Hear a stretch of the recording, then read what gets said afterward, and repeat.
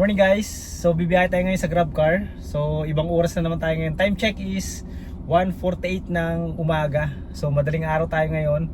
Kung mapapansin nyo, iba-iba yung oras na pagbibiyahe natin. So tinatry natin kung ano ba yung pinakamagandang oras sa pagbibiyahe dito sa GrabCar. So kaya ito tayo, 1:48 start. And tingnan natin kung makakapagkano tayo hanggang mamaya alas 5 or alas 6 ng umaga. So let's go. So ayun na guys, pinasukan na tayo na kagad ng booking. So dito lang Mayapis, Makati. Papunta lang to ng Santa Ana sa may Teheron. So ang fare nito is 110 pesos. So unang booking natin ito, bali saver siya. So tara, pick upin lang natin si passenger. So yun na nga guys, nababa na natin si passenger, yung 110 natin na pasahero. Pero ang problema naman natin, hindi pa tayo sa ngayon pinapasukan ulit ng booking. So medyo mabagal yung bigay sa atin.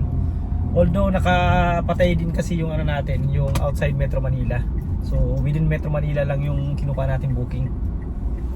So ayun, may pumasok na booking, Centuria Medical Makati. Papunta to ng So may pumasok na booking dito sa Makati, papunta lang to ng Dian, Santa Ana. So malapit lang. Ang fare is 111 pesos. So tara, pick upin ko rin si passenger. Next booking natin guys, dito Leon Ginto, papunta ng NAIA Terminal 3. So ang fare nito is 191 pesos. So medyo mabagal yung bigay sa atin ng booking ngayon. Pero okay lang, dahil nga sobrang aga naman talaga natin ngayon. So let's go, pick upin ko rin si passenger. So na-cancel guys yung trip natin papuntang NAIA Terminal 3 dahil nga hindi sumasagot si passenger. Tinatawagan natin, tapos nagantay na tayo ng 5 minutes. So wala pa rin, hindi bumababa, kaya na no show si passenger. So medyo talo yon dahil nga hindi tayo na-compensate ng 50 pesos. Siguro baka dahil nga nasa 1 kilometer lang yung layo ng pickup sa akin, kaya siguro hindi tayo binigyan ng 50 pesos. So sayang ng gas natin. So hanap ulit tayo ng booking. Tara, let's go. May next booking na tayo guys. Dito Bukobo yung pickup, papunta ng Vito Cruz, Cityland Vito Cruz. Ang fare is 110 pesos. Pick upin natin si passenger.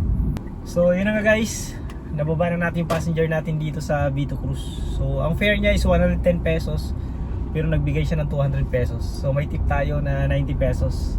So maganda, parang na-compensate din yung 50 pesos na cancellation fee na hindi nabigay sa atin. Nakabawi naman tayo sa tip na 90 pesos. So tara, hanap tayo yung pasahero dito. Next booking natin yung Lasema. Dito yun sa may Makati. Pero andito tayo ngayon sa Vito Cruz, dito sa may Manila. So ang layo ng pickup sa atin, 2 kilometers mahigit. Papunta naman siya ng Makati Ave. Ang fare nito is 110 pesos lang. So okay lang kasi wala namang traffic. 5 minutes yung layo natin sa pickup location. So tara, let's go. Hi guys, pinasukan tayo kagad ng booking. Yung next booking natin medyo malayo yung pickup, nasa kulang-kulang 4 kilometers. Andito ako sa Makati, ang pickup ko ay nasa BGC. So medyo malayo ng konti, kaya umabot ng nasa 4 kilometers.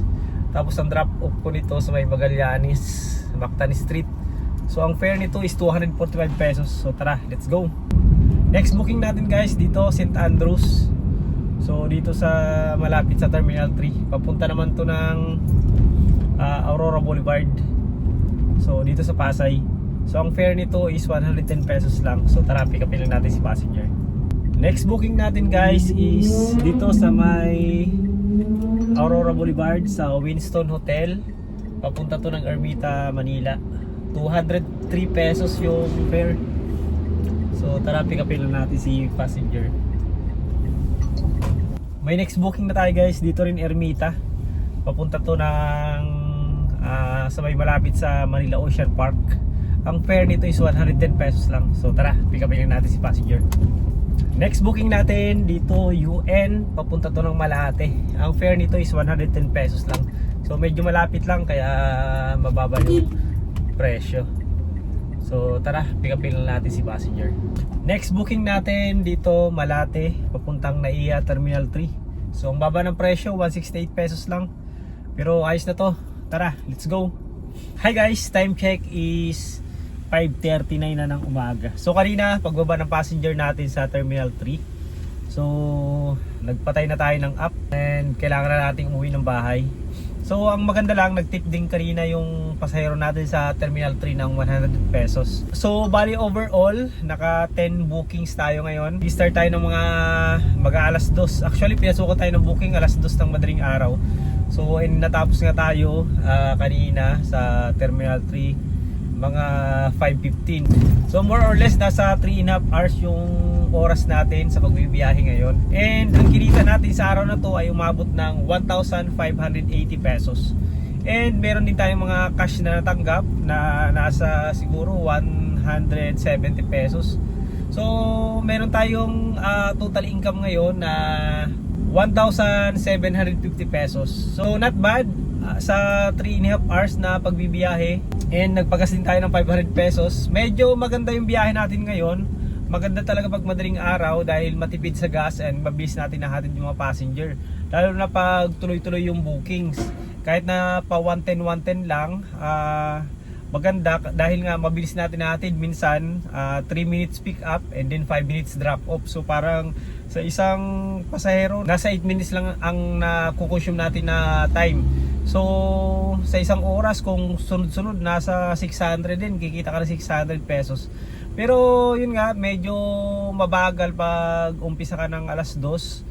Medyo mabagal yung dating ng booking, pero nababawi naman dahil mabilis natin nahatid yung ating mga pasahero and matipid sa gas. So kung akong tatanungin nyo kung okay na ba yung ganong kita, so sa tingin ko okay naman para sa akin, lalo na kung hindi ka naman nagbaboundary yung sarili mong unit and nagsasideline ka lang. Pero kung full time ka, kulang yung ganong kita na 1,750. Dahil nga syempre kailangan pa natin maghulog na sasakyan at saka maintenance. Pero kung sideline ka lang and ikaw yung may-ari and meron ka naman na pagkakakitaan na iba, so pwede na yon. Dahil nga syempre ano lang naman to, 3 oras mahigit. So kung gusto pa talaga kumita ng mas malaki, pwede ka pa naman bumiyahe kahit hanggang alas 10 mamaya or hanggang maghapon. So depende sa iyo yan. Pero tayo nga, dahil yun lang yung extra time natin ngayon, so meron lang tayong 3.5 hours, kailangan natin umuwi ng bahay. So goods na yun para sa akin, kahit pa ganun-ganun lang. And ang mahalaga, kumita tayo sa araw na to, hindi na sayang yung oras natin. So yun lang guys, maraming salamat. Sana nakatulong sa inyo yung video natin.